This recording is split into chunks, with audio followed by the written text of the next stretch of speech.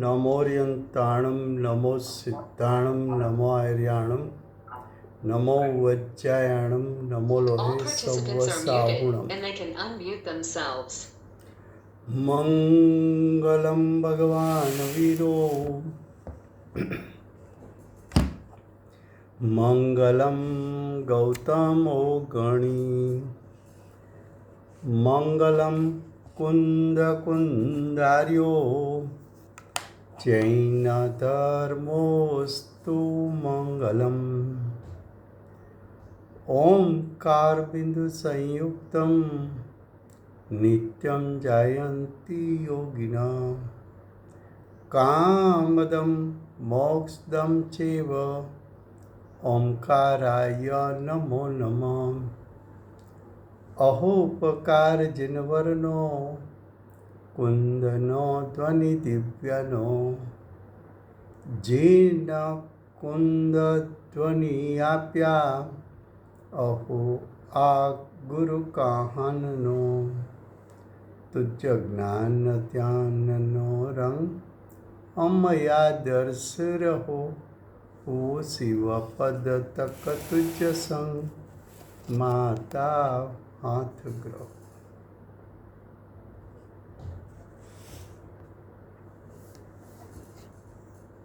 ये समयसार नाम का परम अध्यात्म शास्त्र है।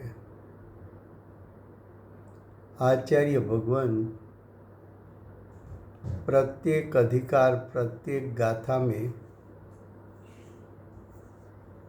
त्रिकाल शुद्धात्मा का स्वरूप दिखाकर त्रिकाल शुद्धात्मा का अवलंबन लेकर सम्यक दर्शन की प्राप्ति कराना चाहते हैं। ऐसे समयसार शास्त्र में कर्ता कर्म अधिकार चलता है। कर्ता कर्म अधिकार में अज्ञानी को कर्ता कहा, मोह राग द्वेष उसके परिणाम उसको कर्म कहा। तो अज्ञानी करता है और अज्ञानी के अज्ञानमय परिणाम उसका कर्म है। ऐसे कर्ता कर्म अधिकार में 92 गाथा चलती है।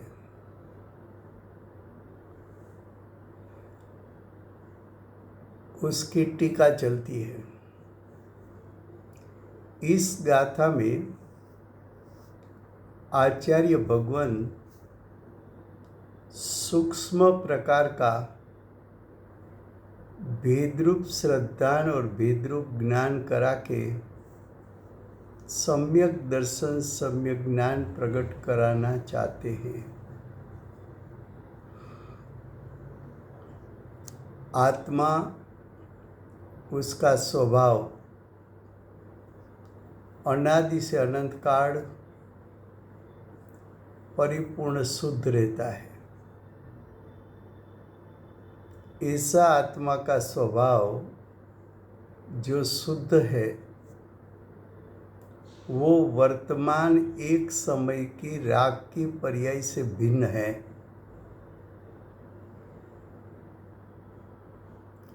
तो ज्ञायक स्वभाव और राग दोनों के बीच में जो जीव वेदरूप श्रद्धा और ज्ञान करेगा उसको कर्ता कर्म प्रवृत्ति छूट जाती है। वो कर्ता कर्म प्रवृत्ति छोड़कर ज्ञाता दृष्टा हो जाता है। ये बात आचार्य भगवान इस गाथा में दिखाना चाहते हैं। फिर से गुजराती में, ये समयसार नामનું પરમ અધ્યાત્મ શાસ્ત્ર ચાલે છે। સમયસારના પ્રત્યેક અધિકાર, પ્રત્યેક ગાથામાં આચાર્ય ભગવંત આત્માનું ત્રિકાળ પરિપૂર્ણ શુદ્ધ સ્વરૂપ એટલે કે આત્માનો જ્ઞાયક સ્વભાવ દર્શાવીને એનું અવલંબન લઈને એનું શ્રદ્ધાન અને જ્ઞાન કરીને સમ્યક દર્શન, સમ્યક જ્ઞાન, સમ્યક ચારિત્ર પ્રગટ કરાવવા માગે છે. એવા કર્તા કર્મ અધિકારમાં અજ્ઞાનીને કર્તા કહ્યો છે અને અજ્ઞાનીના અજ્ઞાનમય પરિણામ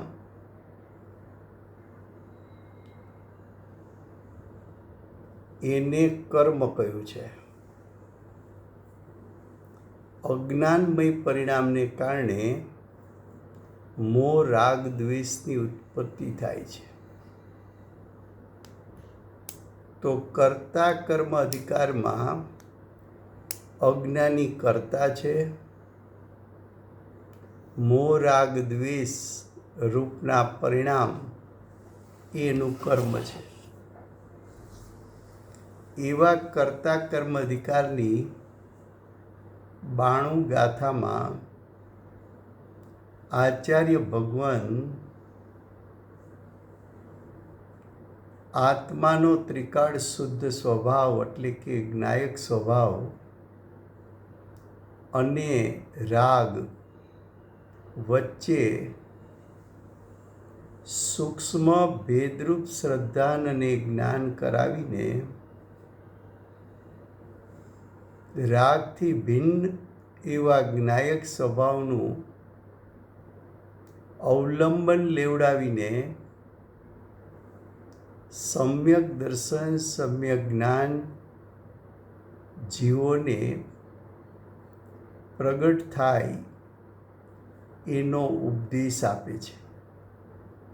अब देखो गाथा 92 उसकी टीका तीसरी लाइन है, उसके जो लास्ट शब्द हैं वहाँ से आचार्य भगवान प्रथम दृष्टांत देते हैं. वो दृष्टांत देने के बाद सिद्धांत बताएंगे. तो दृष्टांत क्या है? जिस प्रकार शीत उष्ण का अनुभव, या अनुभव शब्द का अर्थ है ज्ञान करना,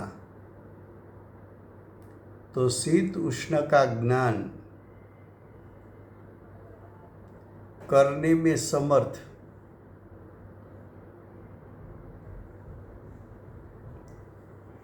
ऐसे शीत उष्ण पुद्गल परिणाम की अवस्था पुद्गल से अभिन्नपना के कारण आत्मा से सदाए अत्यंत भिन्न है. दृष्टांत समझना भी आसान नहीं है. आचार्य भगवान ने क्या बताया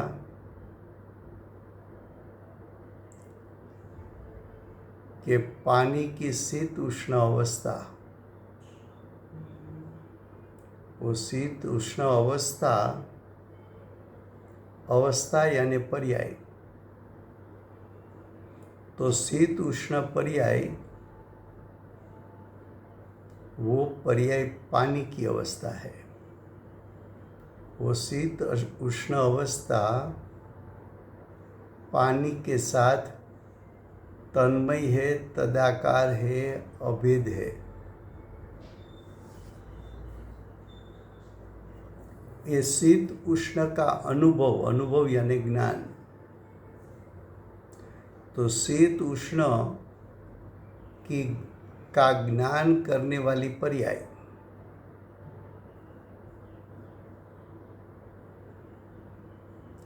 शीत उष्ण का ज्ञान करने वाली पर्याय, वो पानी के साथ अभेद नहीं है, वो आत्मा के साथ अभेद है, आत्मा के साथ तन्मयी है, आत्मा के साथ तदाकार है, आत्मा में अभेद है। फिर से, एक पुद्गल की अवस्था शीत उष्ण, पुद्गल के साथ अभिन्न, पुद्गल के साथ अपृथक, पुद्गल के साथ तन्मयी, पुद्गल के साथ तदाकार। दूसरी तरफ शीत उष्ण का ज्ञान करने वाली ज्ञान पर्याय, आत्मा से अपृथक, आत्मा से अभिन्न, आत्मा से तन्मयी, आत्मा के साथ तदाकार। पहले इतनी बात समझ में आई कि पानी की अवस्था पानी के साथ अभेद है, आत्मा की अवस्था आत्मा के साथ अभेद है। तो देखो क्या बताया, जिस प्रकार शीत उष्ण का ज्ञान करने में समर्थ, शीत उष्ण का ज्ञान करने में आत्मा समर्थ है। क्यों? तो कि ज्ञान की पर्याय तो स्वपर प्रकाशक है। ज्ञान की पर्याय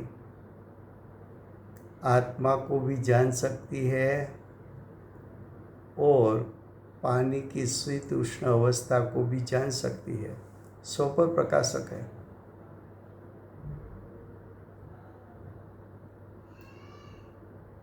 तो जिस प्रकार शीत उष्ण का अनुभव करने में समर्थ, एवी शीत उष्ण पुद्गल परिणाम की अवस्था, जो शीत उष्ण पर्याय है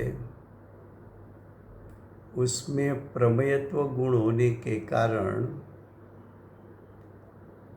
शीत उष्ण पर्याय अपना स्वरूप ज्ञान को जना सके, ज्ञान में झलक सके, ज्ञान में प्रतिबिंबित हो सके, ऐसी शीत उष्ण अवस्था की भी शक्ति है, प्रमेयत्व गुण है। ज्ञान में ज्ञान का सामर्थ्य, ज्ञेय में ज्ञेय का सामर्थ्य, ज्ञान का सामर्थ्य जानना, ज्ञेय का सामर्थ्य जनाना, ज्ञान का सामर्थ्य स्वपर प्रकाशक, स्व को भी जान सके, पर को भी जान सके। ज्ञेयत्व का सामर्थ्य ज्ञान को जनाना।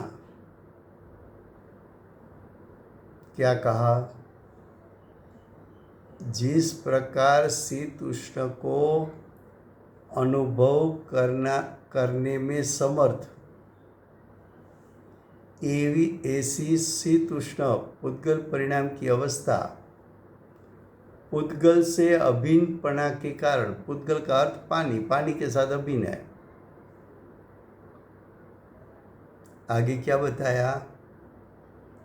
पुद्गल से अभिन्नपना के कारण आत्मा से सदा अत्यंत भिन्न है। ये शीत उष्ण अवस्था है, वो जड़ की अवस्था है, अचेतन की अवस्था है, उद्गल की अवस्था है। वो अवस्था पुद्गल से भिन्न नहीं हो सकती। पुद्गल से भिन्न नहीं हो सकती, इसलिए आत्मा से सदाई अत्यंत भिन्न है, द्रव्य क्षेत्र काल भाव से भिन्न है।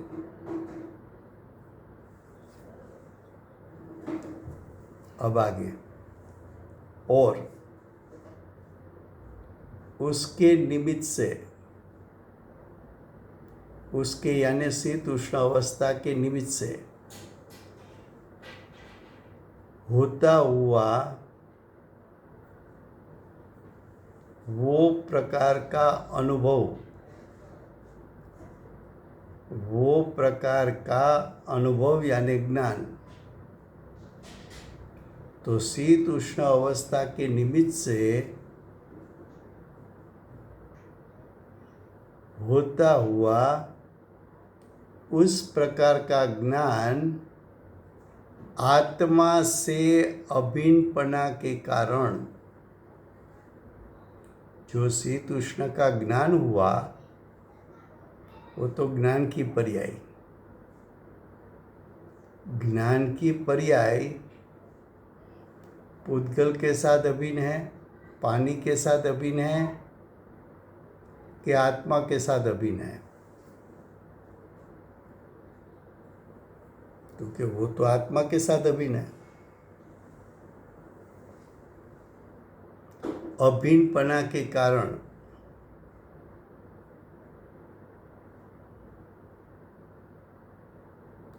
पुद्गल से सदा अत्यंत भिन्न है, तो ज्ञान की पर्याय आत्मा के साथ अभिन्न है। ये बात को दृढ़ कराने के लिए बताया कि ये ज्ञान की पर्याय पुद्गल के साथ अत्यंत भिन्न है, तो ज्ञान की पर्याय पुद्गल से, पानी से भिन्न है।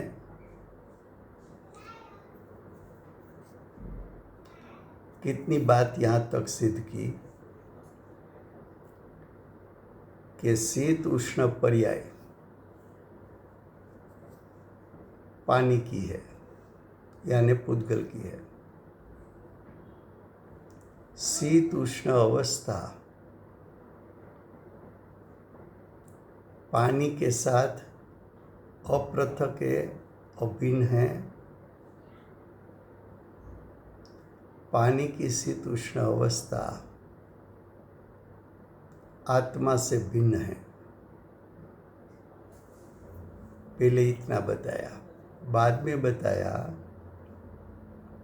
कि शीत उष्ण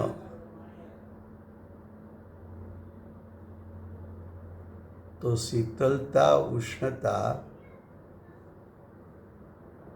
वो ज्ञान में झलक सकती है, प्रतिबिंबित हो सकती है, ऐसा सामर्थ्य है क्योंकि प्रभेत्व गुण है। लेकिन शीत उष्ण अवस्था ज्ञान में झलकी, वो जो ज्ञान की पर्याय है वो तो आत्मा की पर्याय है, वो तो आत्मा के साथ अपृथक है, वो तो आत्मा के साथ अभिन्न है, वो तो आत्मा से तन्मय तदाकार है। वो ज्ञान की पर्याय आत्मा से भिन्न हो नहीं सकती। वो ज्ञान की पर्याय उद्गल से अत्यंत भिन्न है। तो शीत उष्णता वाला पानी, उसके जानने वाला ज्ञान, वो आत्मा की पर्याय। तो आत्मा की ज्ञान पर्याय और पानी की शीत उष्ण अवस्था, दोनों के बीच में अत्यंत भिन्नता, द्रव्य क्षेत्र काल भाव से भिन्नता।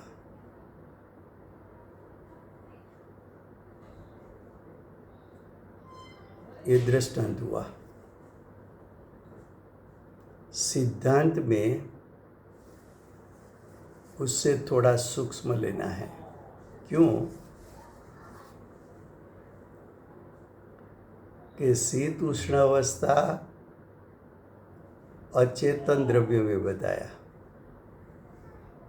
उद्गल में बताया, और ज्ञान तो आत्मा में बताया। तो वहाँ तो दो पदार्थ भिन्न हैं, दोनों का द्रव्य क्षेत्र काल भाव भिन्न है। ये बात समझने में आसान है, लेकिन सिद्धांत में ये बताना है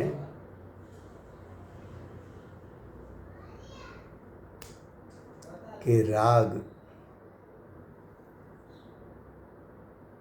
और राग को जानने वाला ज्ञान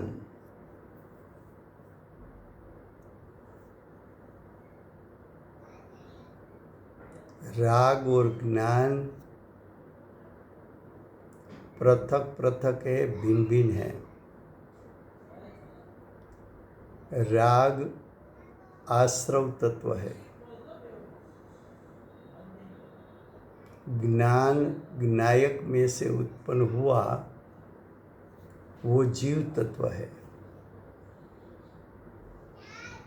तो जीव तत्व और आश्रव तत्व भिन्न भिन्न तत्व है। राग पुद्गल के साथ अभेद है, ज्ञान की पर्याय ज्ञायक के साथ अभेद है।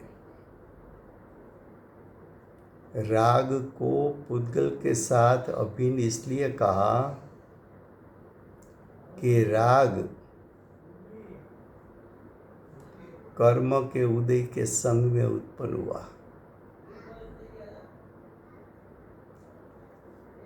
पुद्गल कर्म का उदय उसको अनुसरण करके परिणमन हुआ, इसलिए राग उत्पन्न हुआ। वो राग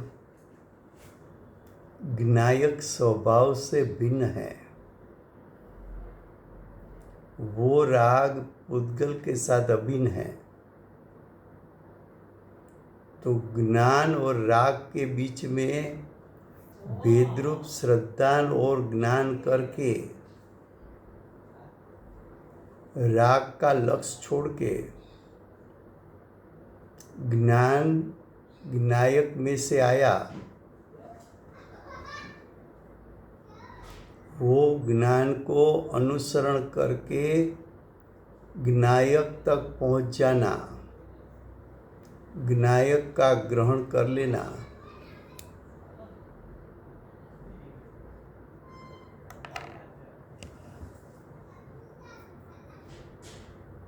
क्या कहा? देखो, पहले यहाँ तक जो चला, फिर से गुजराती में शांतिथी समझवा जेवुं छे। आचार्य भगवान ज्ञान अने राग वच्चे भेदरूप श्रद्धा भेदरूप ज्ञान करावी रागनु लक्ष्य छोड़ावी ज्ञायक स्वभावनु लक्ष्य करावी सम्यक दर्शन सम्यक ज्ञान सम्यक चारित्र प्रगट करावा मागे छे। त्रणेय साथे प्रगटे छे, सम्यक दर्शन ज्ञान चारित्र।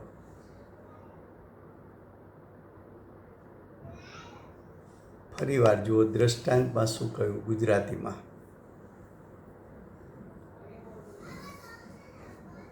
જેમ શીત ઉષ્ણનો અનુભવ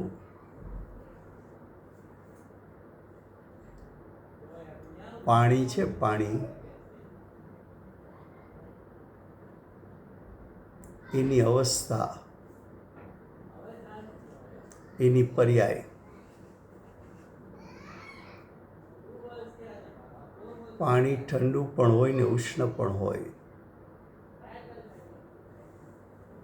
તો એ પાણી ઠંડુ કે ઉષ્ણ એનો અનુભવ શબ્દનો અર્થ છે જ્ઞાન. અહીં અનુભવનો અર્થ વેદન નથી.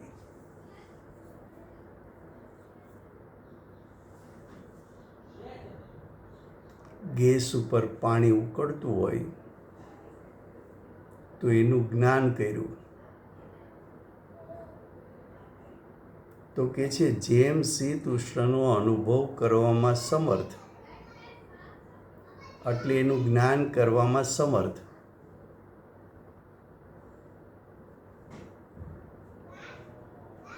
એવી શીત ઉષ્ણ પૂતગલ પરિણામની અવસ્થા.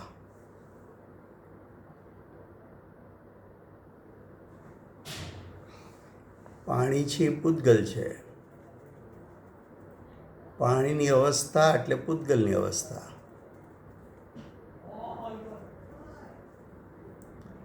તો કે છે પૂતગલ પરિણામની અવસ્થા. પૂતગલ પરિણામની અવસ્થા શીત ઉષ્ણ બતાવી.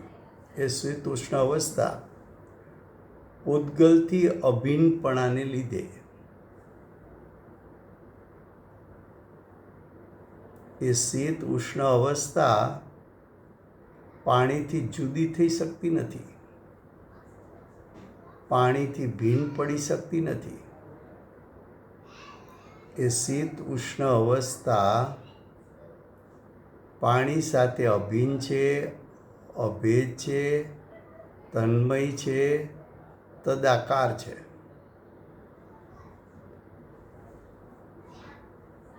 તો પાણી એના પરિણામ શીત ઉષ્ણ, એ પરિણામ પાણી સાથે અભેદ છે, એકાકાર છે. એનું જ્ઞાન જીવ કરી શકે, એવું જ્ઞાન કરવામાં જીવ સમર્થ છે. કેમ? તો કે જ્ઞાન સ્વપર પ્રકાશક છે. જ્ઞાન પોતાના જ્ઞાયક સ્વભાવને પણ જાણી શકે, એ સ્વનું જ્ઞાન.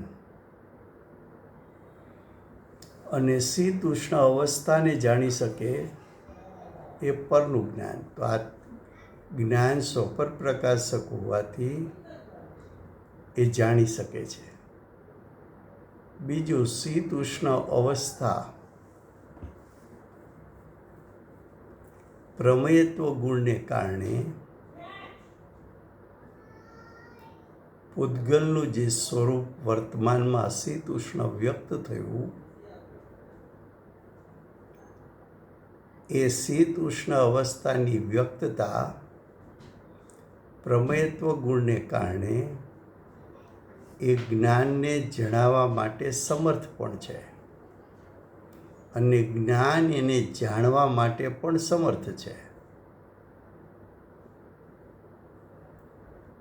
પાણીમાં શીત ઉષ્ણતા જ્ઞાનને જણાવવા માટે સમર્થ હોવા છતાં શીત ઉષ્ણ અવસ્થા પાણીથી જુદી પડતી નથી, પૃથક થતી નથી, ભિન્ન પડતી નથી. પાણીની શીત ઉષ્ણ અવસ્થા પાણી સાથે અભેદ રહીને પોતાનું સ્વરૂપ જ્ઞાનને જણાવી શકે, એવું સામર્થ પાણીમાં છે, પાણીની અવસ્થામાં છે.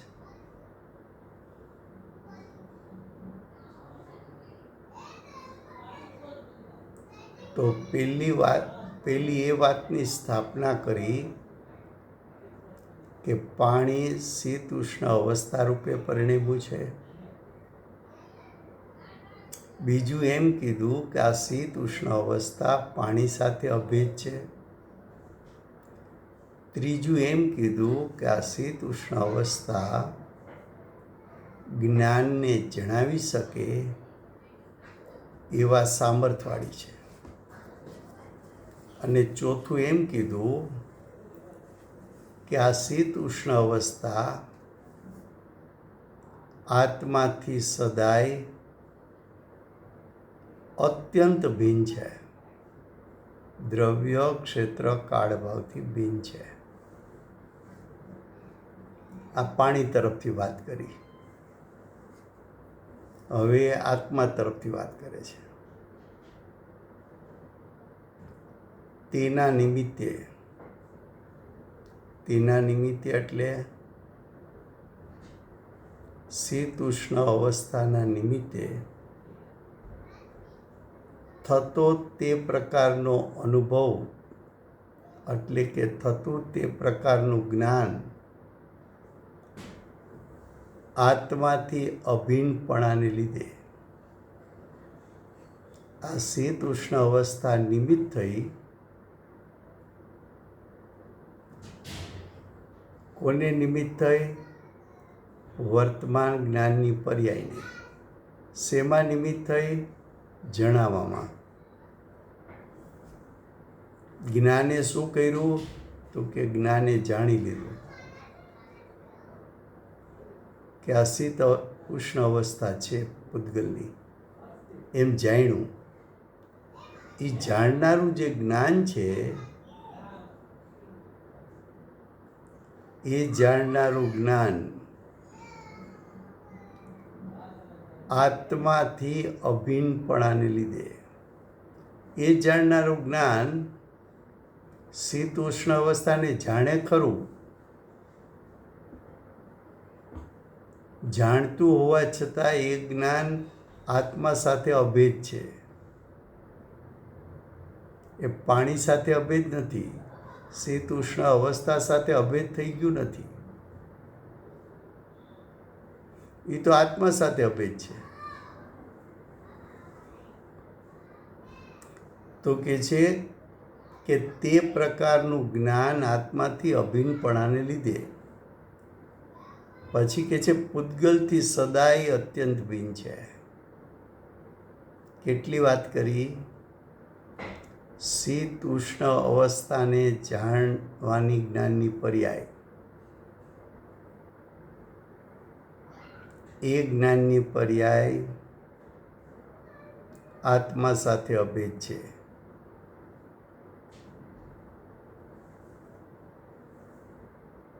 એ જ્ઞાનની પર્યાય પાણીથી એટલે પૂતગલથી અત્યંત ભિન્ન છે, અત્યંત જુદી છે.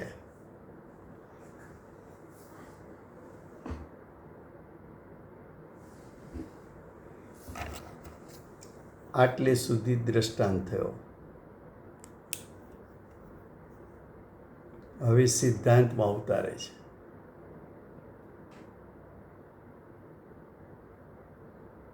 આ બધી આત્માની અંદરની રમત છે, ત્યાં ભેદ જ્ઞાન કરવાનું છે. ये जो अंतरंग खेल है आत्मा में, वहाँ भेद ज्ञान कराना है. कैसी तरह? देखो, उसी प्रकार यानी दृष्टांत अनुसार दृष्टांत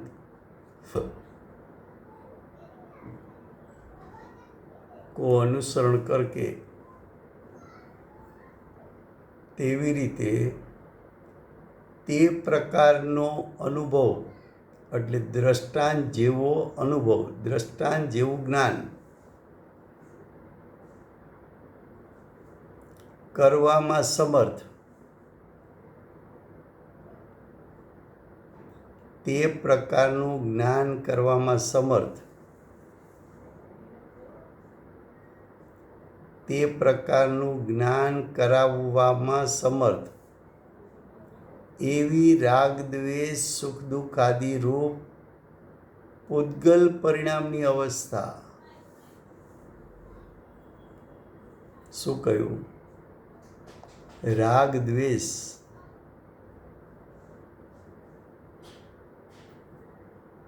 શુભાશુભ, રાગ દ્વેષ શુભાશુભ પરિણામ.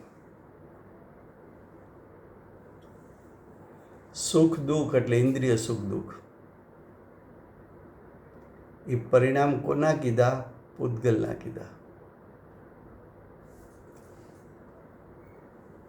અશુદ્ધ પરિણામને જીવ જીવ અધિકારમાં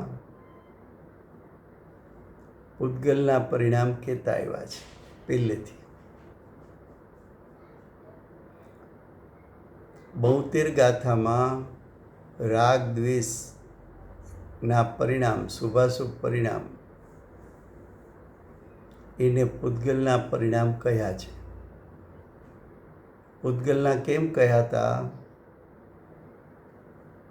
તો કે પૂતગલના નિમિત્તે થાય છે માટે. કર્મના ઉદયને નિમિત્તે થાય છે માટે. કર્મના ઉદયના લક્ષથી થાય છે માટે.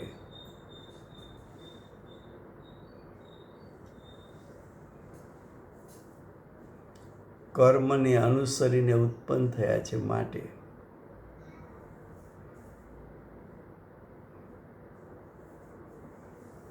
તો રાગ દ્વેષ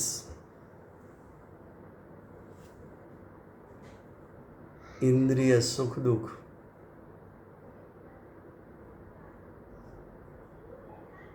શુભ ભાવમાં રાગ છે, અશુભ ભાવમાં દ્વેષ છે.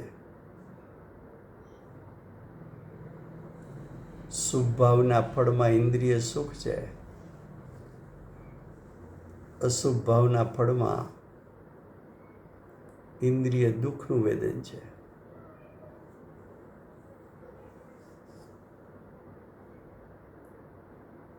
રાગ કયો, દ્વેષ કયો, ઇન્દ્રિય સુખ કયો, ઇન્દ્રિય દુઃખ કયો, એ બધા પરિણામ પૂતગલ પરિણામ.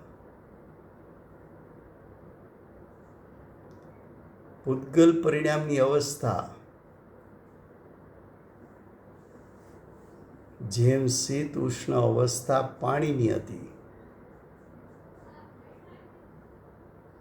માટે પાણી સાથે અભેદ હતી, એમ રાગ દ્વેષ સુખ દુઃખ આદિ પૂતગલના પરિણામ કયા. માટે પૂતગલની અવસ્થાથી અભિન્ન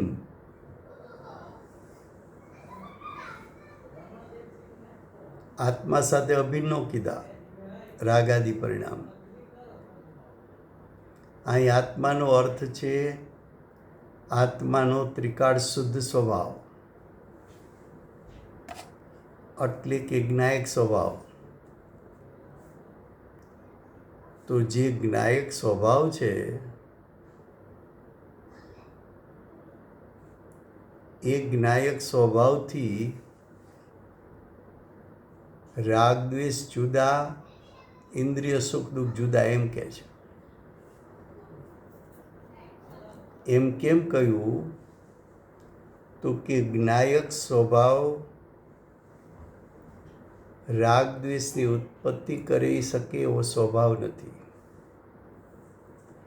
ઇન્દ્રિય સુખ દુઃખનું વેદન કરે એવો જ્ઞાયક સ્વભાવ નથી. જ્ઞાયક અનંત ગુણાત્મક હોવા છતાં એ જ્ઞાયકના અનંત ગુણમાં એક પણ ત્રિકાળ ગુણ એવો નથી કે રાગ દ્વેષ કે ઇન્દ્રિય સુખ દુઃખને ઉત્પન્ન કરી શકે.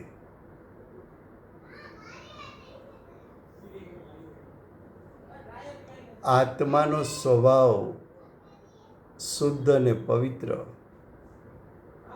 આત્માના અનંતે અનંત ગુણો સ્વભાવથી શુદ્ધ અને પવિત્ર.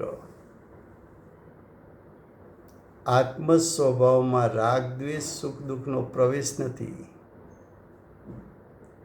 આત્માના અનંત શુદ્ધ ગુણ છે એ શુદ્ધ ગુણમાં પણ રાગ દ્વેષ સુખ દુઃખનો પ્રવેશ નથી.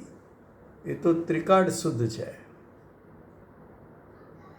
માટે એ આત્માનું સ્વરૂપ નથી. આત્માનું સ્વરૂપ નથી તો કોનું સ્વરૂપ છે? તો કે આત્માનું સ્વરૂપ નથી, માટે પૂતગલનું સ્વરૂપ છે.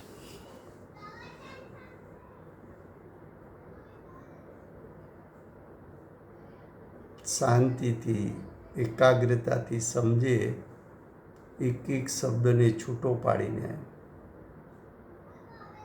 તો ન સમજાય એવું તો નથી. શું કહે છે? તે પ્રકારનું જ્ઞાન કરવામાં સમર્થ આ રાગ દ્વેષ સુખ દુઃખાદી રૂપ પૂતગલ પરિણામની અવસ્થા, એ તો જીવ અધિકારથી કહેતા આવ્યા છે કે રાગ દ્વેષ સુખ દુઃખ પૂતગલની અવસ્થા છે. રાગ દ્વેષ સુખ દુઃખને જળની અવસ્થા કીધી.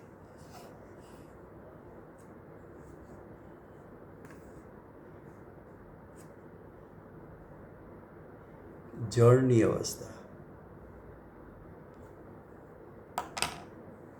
આ જળની અવસ્થા કોની સાથે અભિન્ન છે? તો કે જળની અવસ્થા જળ સાથે અભિન્ન છે. જળ કયો કે પૂતગલની અવસ્થા કયો,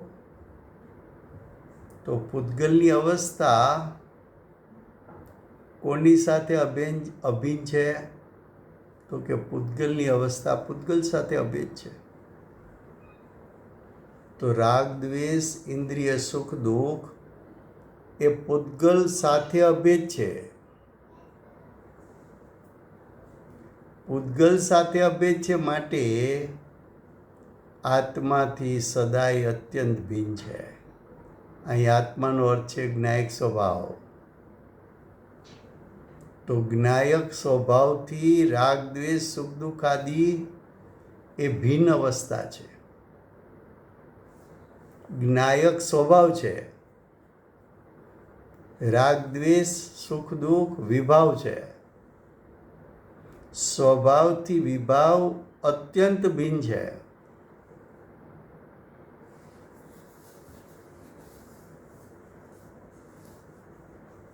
અત્યંત ભિન્ન કેમ કીધું? તો કે એક ચેતન બીજું અચેતન, ચેતન અચેતન વચ્ચેની ભિન્નતા માટે અત્યંત અભાવ શબ્દ પ્રયોગ થાય છે.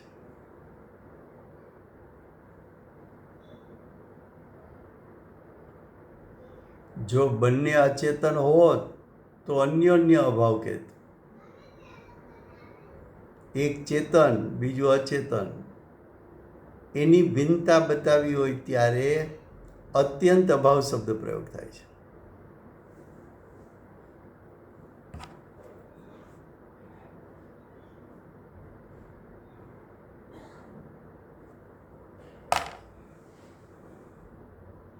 આત્મા કહેતા જ્ઞાયક શુદ્ધ સ્વભાવ, જ્ઞાન અને સુખની ખાણ, ચૈતન્યમય ચૈતન્યમય ચૈતન્યમય જ્ઞાયક સ્વભાવ, જ્ઞાન દર્શનમય, એવા જ્ઞાયક સ્વભાવથી રાગ દ્વેષ ભિન્ન છે. એક તરફ જ્ઞાયક સ્વભાવ, બીજી તરફ રાગ દ્વેષ. બંનેને જાણી શકે, બંનેનું જ્ઞાન કરી શકે એવું સ્વપર પ્રકાશક જ્ઞાન પણ છે. એ સ્વપર પ્રકાશક જ્ઞાન આ જ્ઞાયક છે ને આ રાગ છે, એવો જ્યાં વિવેક કરે છે ત્યારે દ્રષ્ટિ રાગ દ્વેષ ઉપરથી હટીને જ્ઞાયક સ્વભાવ સન્મુખ થતા જીવ સમ્યક દર્શનની પ્રાપ્તિ કરે છે.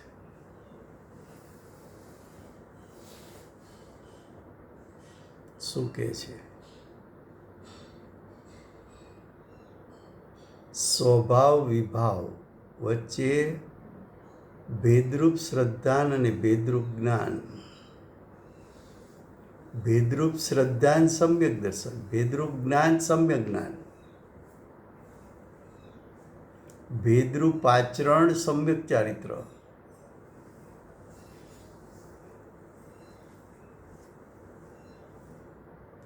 જ્ઞાનની પર્યાયમાં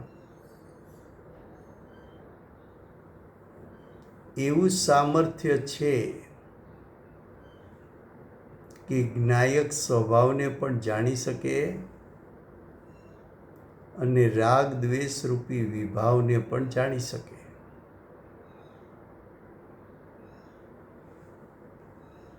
જ્યાં જ્ઞાન સ્વ પર પ્રકાશક થયું એ જ સમયે દ્રષ્ટિ રાગ દ્વેષ ઉપરથી હટીને જ્ઞાયક સ્વભાવ સન્મુખ થઈ ગઈ. દ્રષ્ટિ જ્ઞાયક સ્વભાવ સન્મુખ થઈ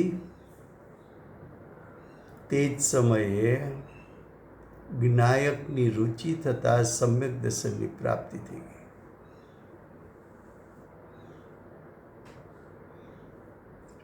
એ જ્ઞાનરૂપ પર્યાય જ્ઞાયક સાથે અભેદ છે. રાગ દ્વેષના પરિણામ પૂતગલ સાથે અભેદ છે. રાગ દ્વેષના પરિણામ પૂતગલ સાથે અભિન્ન છે, તન્મય છે, તદાકાર છે, એકાકાર છે, પૂતગલમય છે. જ્યારે જ્ઞાનની પર્યાય જ્ઞાયક સાથે અભિન્ન છે, અભેદ છે, અપૃથક છે, તન્મય છે, તદાકાર છે. એ જ્ઞાનની પર્યાયે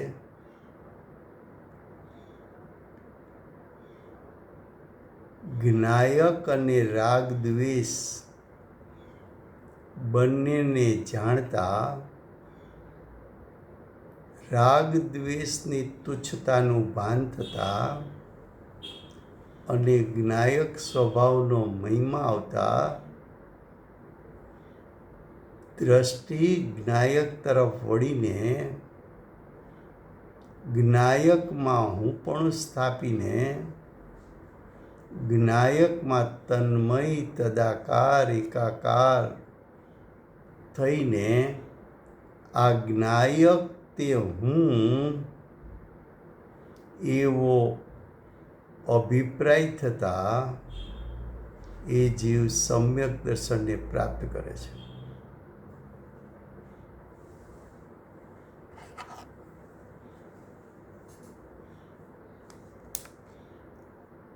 समझ में आता है. फिर से हिंदी में, ये तो बार बार बात करने जैसी है, घुटने जैसी है. देखो क्या कहा सिद्धांत में, उसी प्रकार यानी सिद्धांत अनुसार उस प्रकार का अनुभव यानी उस प्रकार का ज्ञान करने में समर्थ ऐसी राग द्वेष सुख दुख आदि रूप पूतगल परिणाम की अवस्था. राग द्वेष वो आश्रव तत्व है. राग द्वेष पुण्य पाप अवस्था है. सुख दुख यानी इंद्रिय सुख दुख, इंद्रिय सुख दुख और पुण्य पाप परिणाम, उसको पूतगल का परिणाम कहा, पूतगल की अवस्था कही, पूतगल के साथ अभिन्न कहा, पूतगल के साथ अपृथक कहा, पुद्गल के साथ तन्मय कहा, पुद्गल के साथ तदाकार कहा। क्यों? तो कि पुण्य पाप और इंद्रिय सुख दुख कर्म के उदय में जुड़ने से उत्पन्न होता है। तो जिसके साथ जुड़ने से उत्पन्न होता है वो परिणाम उसका है, वो परिणाम उसका है। क्या कहा?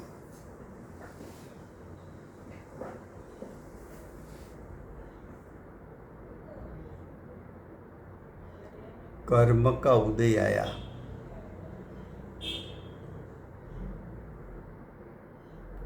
उपयोग उदय अनुसार जुड़कर परिणाम उत्पन्न किया, राग द्वेष। अगर उपयोग उत्पन्न होने के साथ विनायक के साथ जुड़ जाता तो वितराग परिणाम की उत्पत्ति होती।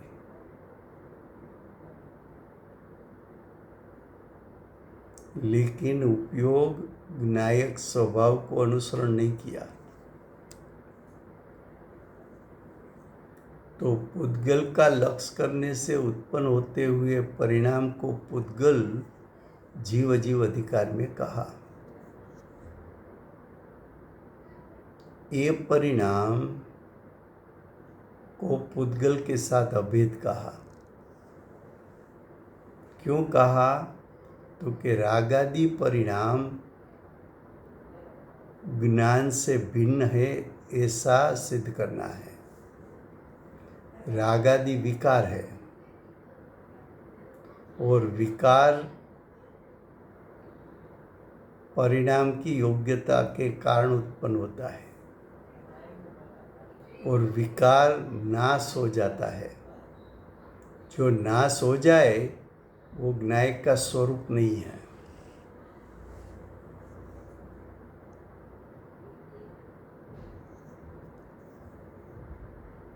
ज्ञान तीनों काल रहता है। ज्ञान ज्ञायक स्वभाव के साथ अभेद रहता है।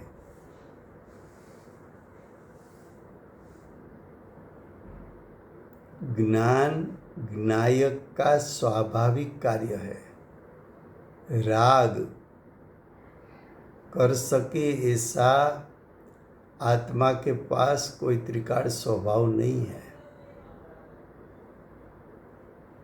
ज्ञायक अनंत गुणात्मक है, लेकिन अनंत गुण में से एक भी गुण ऐसा नहीं है कि राग द्वेष तीनों काल कर सके। इसलिए राग द्वेष रूप परिणाम वो आत्मा का स्वरूप नहीं है। आत्मा का स्वरूप नहीं है तो किसका स्वरूप है? तो कि पुद्गल का स्वरूप है। पुद्गल का स्वरूप क्यों कहा? तो कि कर्म के उदय के निमित्त से उत्पन्न हुआ है, इसलिए। ऐसे जो राग द्वेष परिणाम और वो राग द्वेष परिणाम को जानने वाला ज्ञान, तो जानने वाला ज्ञान ज्ञायक के साथ अभेद बताना है कि राग द्वेष ज्ञायक के साथ अभेद बताना है?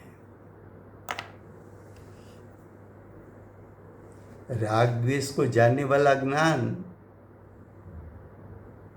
वो ज्ञान तो ज्ञायक स्वभाव में से आया और राग द्वेष तो कर्म के उदय के निमित्त से हुआ।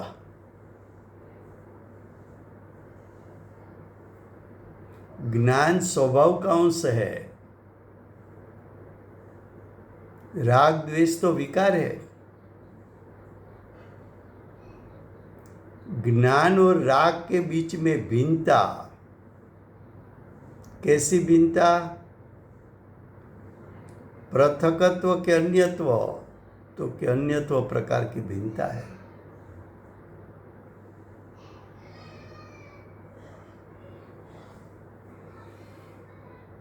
क्या कहा?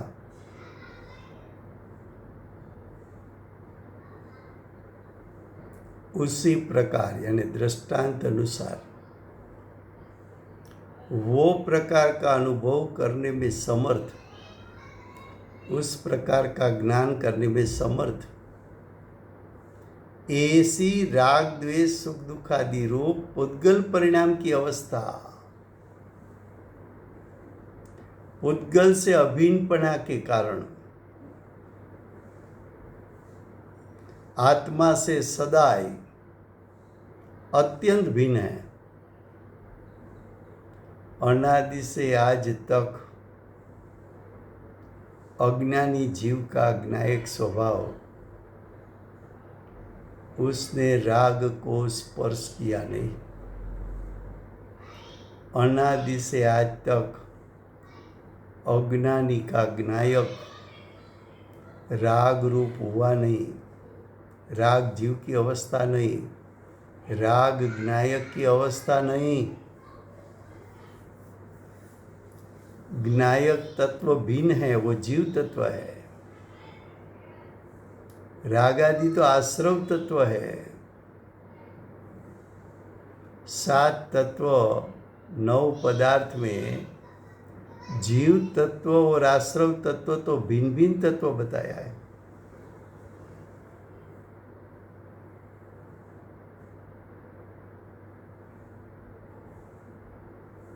अनंत गुणात्मक अनंत शक्ति का पिंड, ज्ञानानंद स्वभावी,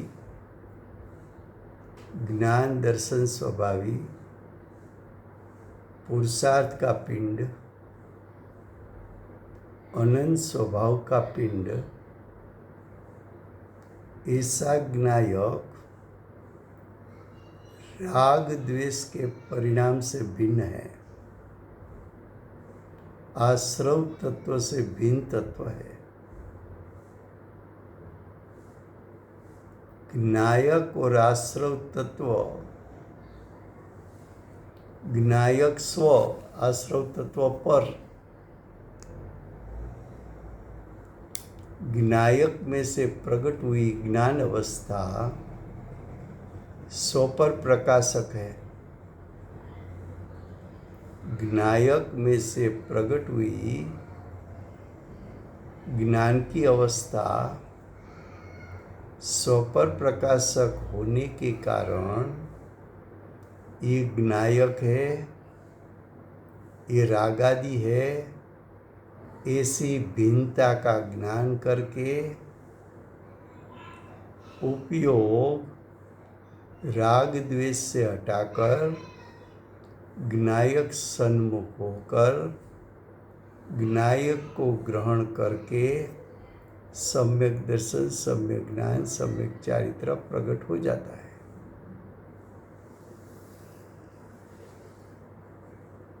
यहाँ ज्ञायक और रागादि परिणाम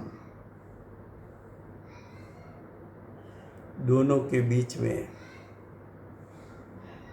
भेदरूप श्रद्धान करो तो सम्यक दर्शन, भेदरूप ज्ञान करो तो सम्यक ज्ञान, भेदरूप आचरण करो तो सम्यक चारित्र,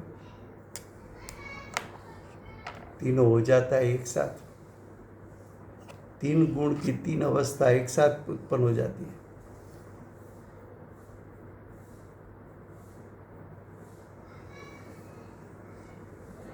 क्या कहा? उसी प्रकार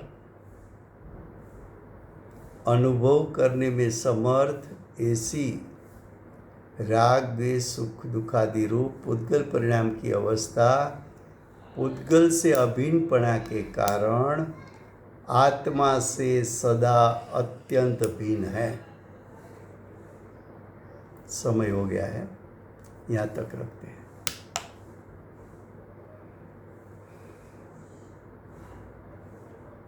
वर्तमान 24 आखरी तीर्थंकर बाल ब्रह्मचारी महावीर भगवान नो जय हो। મહાવિદ્ય ક્ષેત્રે બિરાજતા પ્રથમ તીર્થંકર, ધર્મ ધુરંધર,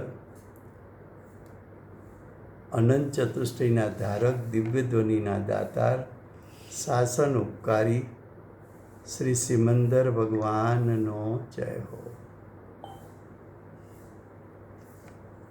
કળીકાળ સર્વજ્ઞ, કેવળ જ્ઞાનની તળેટીમાં બેઠેલા મહાસમર્થાચાર્ય ભગવત શ્રી કુંકુંદાચાર્ય દેવનો જય હો.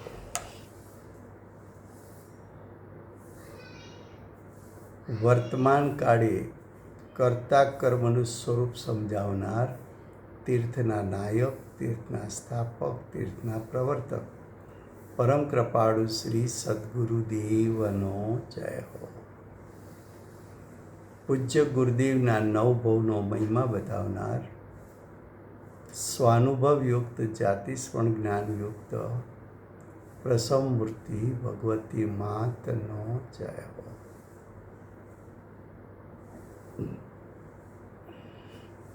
સમ્યક દર્શનની પ્રાપ્તિમાં નિમિત્તરૂપ સર્વ જીનવાણી માતનો જય હો.